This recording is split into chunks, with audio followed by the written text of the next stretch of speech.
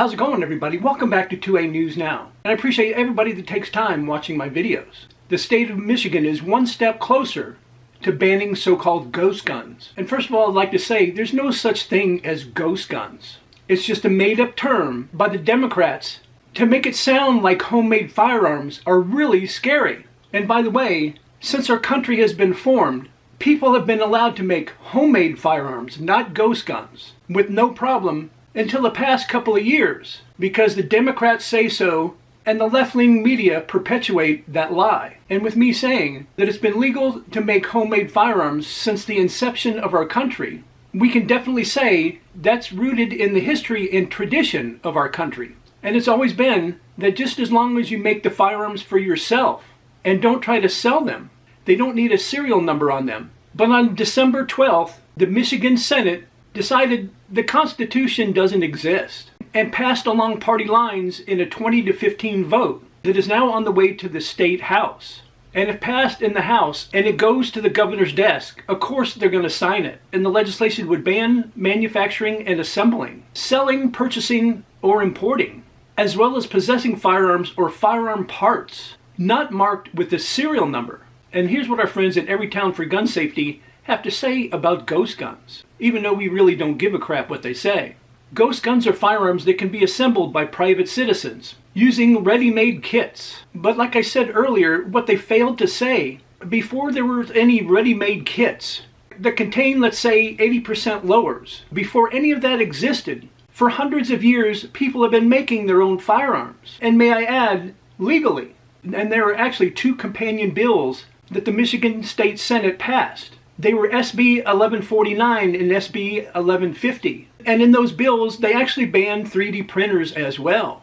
Now back in 2022, Biden's ATF wanted to pass a rule, not a law but a rule, that homemade firearms should be regulated as a firearm that's made by a firearm manufacturer. But of course that rule is unconstitutional and it was contested. And it went all the way to the Supreme Court, which was the case Garland versus Vanderstock.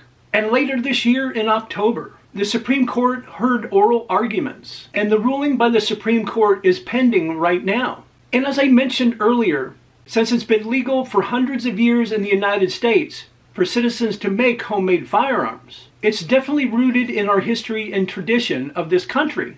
But if some reason, if the Supreme Court rules in favor of the ATF, they will go against their own ruling, which was in the New York State Rifle and Pistol Association versus Bruin case. And the Democrat state senator that sponsored this bill is Mallory McMorrow. And they claim homemade firearms, which they call ghost guns, are for people who seek to circumvent the law, which is absolutely untrue.